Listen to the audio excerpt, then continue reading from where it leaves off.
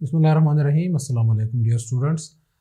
आज का जो हमारा टॉपिक है वो फर्स्ट ईयर के बायोलॉजी के चैप्टर इम्यूनिटी के बारे में है। तो आज के टॉपिक में हम डिस्कस करेंगे वैक्सीनेशन के बारे में कि वैक्सीनेशन बेसिकली क्या चीज़ है। इससे पिछले लेक्चर में मैं एंटीबॉडीज़ के बारे में आप लोगों को बता चुका हूँ कि एंटीबॉडीज़ जो होते हैं वो हमारे बॉडी में एक स्पेसिफिक जरासीम के लिए बनते हैं।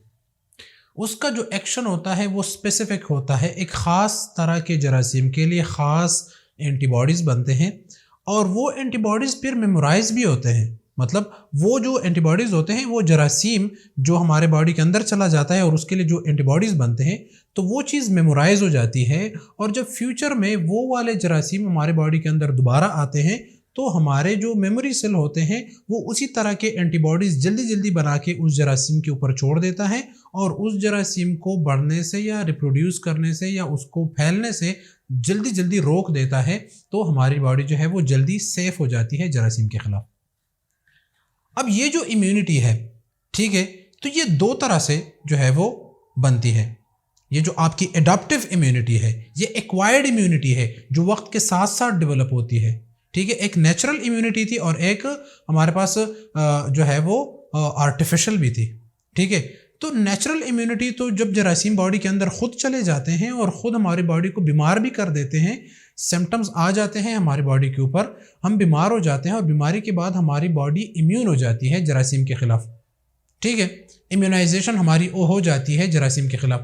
लेकिन एक ये भी तरीका है कि हम एक्टिवली बॉडी को जो है वो एक्टिव इम्यूनिटी भी जो है वो डेवलप कर सकते हैं। अब वो एक्टिव इम्यूनिटी वैक्सीन के थ्रू डेवलप की जाती है। मतलब उसी जरासीम को उठा के लिया जाता है और उसी जरासीम को बॉडी के अंदर डाला जाता है, लेकिन डालने से पहले उस जरासीम को कमज़ोर किया जाता है, इनएक्टिवेट किया जाता है या किल किया जाता है या उसके अंदर कोई तब्दीली लाई जाती है और बॉडी के अंदर छोड़े जाते हैं ताकि वो बॉडी को नुकसान तो ना पहुंचा सके, लेकिन हाँ बॉडी को ये पता चल जाए कि ये वाले जरासीम मौजूद है। ठीक है, तो बॉडी के अंदर उसके खिलाफ एंटीबॉडीज़ बन जाते हैं। जब फ्यूचर में वही जरासीम हमारे बॉडी के अंदर रियल में आ जाते हैं तो हमारी बॉडी के अंदर ऑलरेडी एंटीबॉडीज़ मौजूद होते हैं जो कि फाइट बैक करते हैं उस जरासीम के खिलाफ और हमें पता भी नहीं चलता। ठीक है, तो हमारी बॉडी जो है वो सेफ हो जाती है। इम्यूनाइजेशन क्या चीज़ है? बॉडी का डेवलप होना किसी जरासीम के खिलाफ, आपके इम्यून सिस्टम का डेवलप होना किसी जरासीम के खिलाफ, इस अमल को इम्यूनाइजेशन कहते हैं। और अगर वो इम्यूनाइजेशन वैक्सीन के थ्रू कराई जाती है तो उस अमल को वैक्सीनेशन कहा जाता है। वैक्सीन क्या चीज़ है? वैक्सीन वक्का लफ्ज़ से निकला हुआ है जिसका मतलब है काव। काव का मतलब, ये काव क्यों लिया गया था? ये काव पॉक्स से रिलेटेड है। एक बीमारी है जो गाय को लगती है जिसको हम काव पॉक्स कहते हैं, एक वायरस की वजह से लगती है, उसको काव पॉक्स कहा जाता है। तो ये काव पॉक्स और स्मॉल पॉक्स में रिजेम्बलेंस है। ठीक है, काव पॉक्स और स्मॉल पॉक्स का जो है वो जरासीम आपस में मिलता जुलता है। ठीक है, अब काव पॉक्स जो बीमारी थी उसकी वजह से वैक्सीन हमें जो है वो का तोहफा हमें मिला है। ठीक है, अगर ये बीमारी और इसके ऊपर स्टडी ना की गई होती, एडवर्ड जेनर 1796 में उसने डिस्कवरी की थी वैक्सीन की, तो उसने काव पॉक्स के ऊपर जो है वो रिसर्च किया था, चूँकि उधर ही से ये ऑरिजिन है इसका वैक्सीन का। इस वजह से वैक्सीन का मतलब वक्का जो है वो काव को वक्का कहा जाता है और वक्का की वजह से फिर वैक्सीन का नाम जो है वो इस अमल को दिया गया, इस चीज़ को वैक्सीन का नाम दिया गया। ठीक है, और इस अमल को वैक्सीन कराना, किसी को वैक्सीन जो है वो जिस्म के अंदर इंसर्ट करना, इस अमल को हम क्या कहते हैं? वैक्सीनेशन कहते हैं। और इन वैक्सीनेशन का फ़ायदा क्या होता है कि हमारी बॉडी जो है वो इम्यून हो जाती है मुख्तलिफ जरासीम के ख़िलाफ़। अब ऐसे भी जरासीम मौजूद है जो कि हमारी बॉडी के अंदर आ जाते हैं एक्टिवली, तो हमारी इम्यूनिटी डेवलप हो जाती है, लेकिन डेवलप होने से पहले वो हमारे जिस्म को बहुत ज़्यादा नुकसान पहुंचाते हैं, बहुत ज़्यादा कमज़ोर कर देते हैं बॉडी को। तो उस नुकसान से बचने के लिए उस जरासीम को लिया जाता है, उसको जो है वो कमज़ोर किया जाता है, चेंज किया जाता है, उसके अंदर तब्दीली लाई जाती है, उसको फिर बॉडी के अंदर इंसर्ट किया जाता है। बॉडी को वो नुकसान तो फिर नहीं पहुंचाते, लेकिन बॉडी का जो इम्यून सिस्टम है वो डेवलप हो जाता है उसी जरासीम के ख़िलाफ़। तो इस अमल को वैक्सीनेशन कहा जाता है और ये इसी मकसद के लिए किया जाता है, मुख्तलिफ बीमारियों के लिए। इसके टाइप्स हम पढ़ेंगे तो बाद में पढ़ते हैं, लेकिन सबसे पहले मैं आप लोगों को बता दूं कि इसका जो काव पॉक्स जो है, इसका स्ट्रक्चर स्मॉल पॉक्स का जो वायरस है इन दोनों का सेम है। ठीक है, 1796 में एडवर्ड जेनर ने काव पॉक्स को जो है उसके ऊपर रिसर्च करके स्मॉल पॉक्स के वैक्सीन बनाए थे और उसने फिर ये आइडिया पेश किया था कि हाँ, अगर जरासीम को कमज़ोर करके बॉडी के अंदर डाला जाता है तो बॉडी उसके ख़िलाफ़ इम्यून हो जाती है और उस बीमारी से इंसान बच सकता है। तो शुरुआत इधर से हुई थी, ठीक है। और काउपॉक्स और स्मॉल पॉक्स का वायरस सेम है, ये बात आप लोग लाजमी याद रखें। इंट्रोडक्शन हम करते हैं, artificial acquired immunity developed without active और सिंपैथेटिक डिजीज। अच्छा, जो हमारी आर्टिफिशियल एक्वायर्ड इम्यूनिटी होती है, जो हम वैक्सीन के थ्रू डेवलप कराते हैं, इसमें फिर बॉडी के ऊपर बीमारी नहीं आती, डिजीज नहीं आती और इम्यूनिटी डेवलप हो जाती है। तो इसका ये फ़ायदा है। वैक्सीनेशन क्या चीज़ है कि आपकी बॉडी को बीमारी ना लगे और आपकी बॉडी इम्यूनिटी डेवलप कर ले, तो इसका मकसद यही है। इस वजह से हम वैक्सीन कराते। मैं थोड़ा सा आप लोगों को इधर ये कॉन्सेप्ट क्लियर करवा दूं, फिर आप लोगों को पता चल जाएगा, ठीक है। अच्छा, एक ख़ास किस्म का वायरस है जो बॉडी के ऊपर अटैक करता है, ठीक है। मैं इधर मिसाल देता हूँ। वायरस है, वायरस बॉडी के ऊपर अटैक करता है। क्या करता है? अटैक करता है। बॉडी के ऊपर इसने अटैक किया। अब जो बॉडी है वो क्या करेगी? बॉडी उसके खिलाफ क्या करेगी? एंटीबॉडीज बनाएगी। क्या बनाएगी? एंटीबॉडीज। लेकिन हाँ, इधर मसला क्या है कि ये जो वायरस है ये एक्टिव है। क्या है? एक्टिव है, ठीक है। और ये बॉडी के अंदर एक्टिवली चला जाता है और बॉडी एंटीबॉडीज बनाती है, लेकिन इधर रिस्क है। क्या है?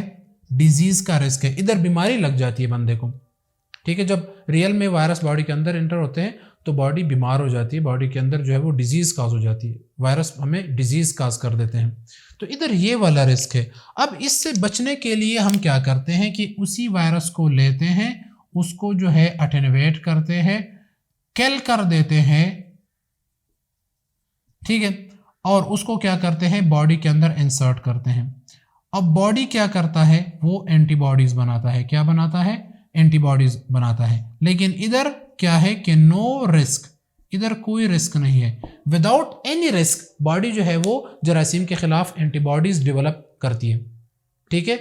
तो जब फ्यूचर में वही जरासीम, अगर ये आपके एंटीबॉडीज बन गए, ठीक है। अब ये वायरस एक्टिवली वायरस बॉडी के ऊपर अटैक करता है, तो जब बॉडी के ऊपर इसका अटैक होता है तो एंटीबॉडीज ऑलरेडी मौजूद होते हैं, वो इस एक्टिव वायरस को किल कर देते हैं, तो आपकी बॉडी सेफ हो गई। इसका ये फायदा है। अब आते हैं इसके टाइप्स की तरफ और इसके एग्जाम्पल में देता हूं।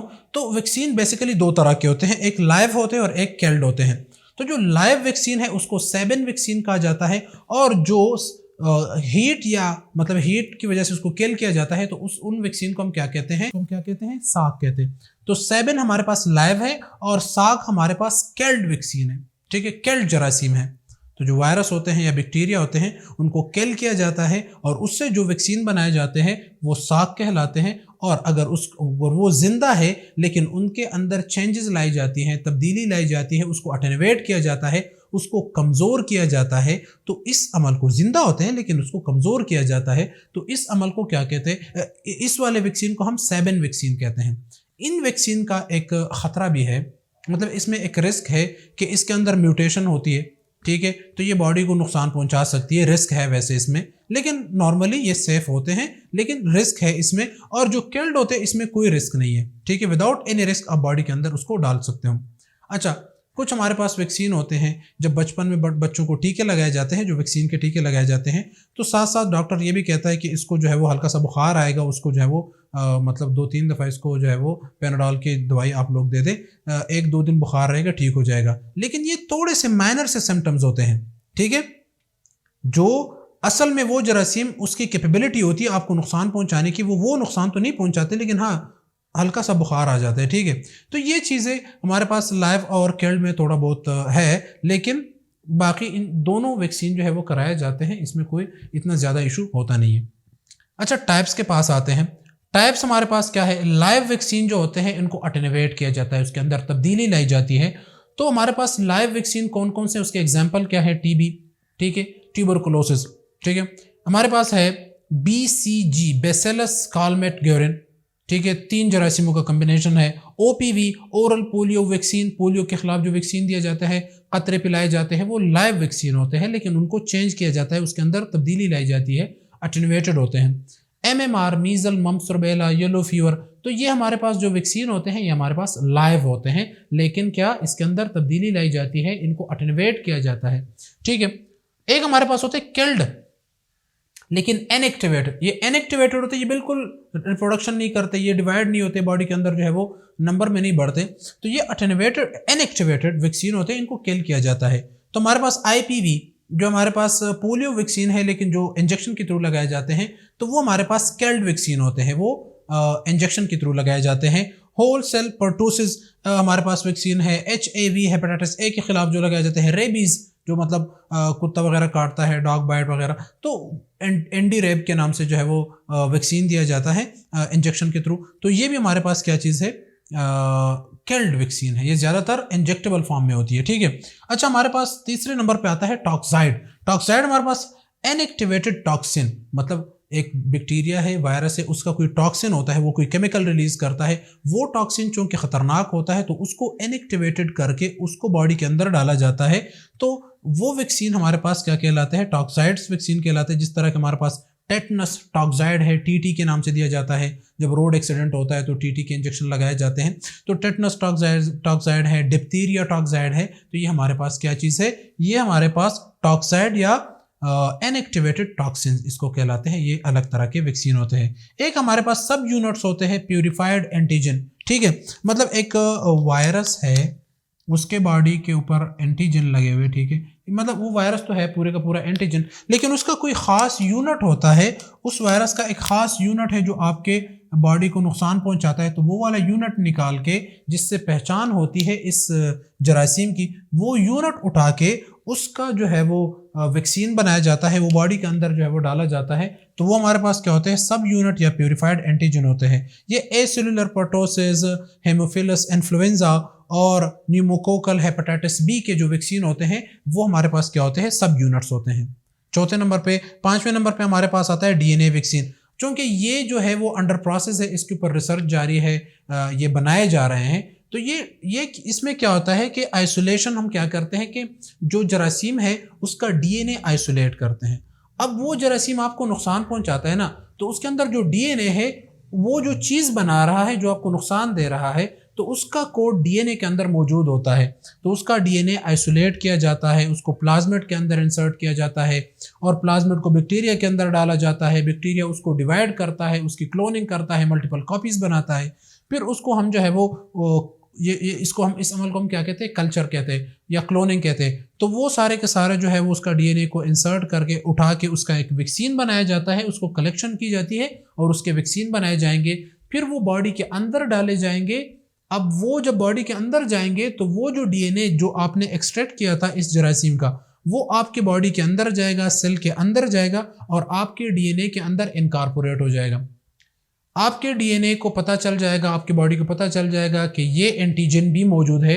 तो आपकी बॉडी चूंकि उसकी डिकोडिंग होगी ना, उस वाले DNA की डिकोडिंग होगी, उसके प्रोटीन बनेंगे, तो आपकी बॉडी को पता चल जाएगा कि इस तरह का एक कोड भी है जिससे प्रोटीन बनते हैं जो कि मुझे नुकसान पहुंचा सकते हैं, फॉरेन प्रोटीन है। ठीक है, एंटीजन है। तो इसके खिलाफ आपकी बॉडी जो है वो इम्यून जो है, आपकी बॉडी जो है वो उसके खिलाफ एंटीबॉडीज़ जो है वो प्रोड्यूस करेंगी। तो ये एक नया तरीका होगा और ये बहुत ज़्यादा सेफ होगा। इसके ऊपर जो है वो रिसर्च जो है वो शुरू है। तो ये थे हमारे पास वैक्सीन के कुछ टाइप्स और ये वैक्सीन की थोड़ी बहुत हिस्ट्री। तो आज का हमारा जो टॉपिक है वो यहीं पर ख़त्म होता है। थैंक यू, अल्लाह हाफ़िज़।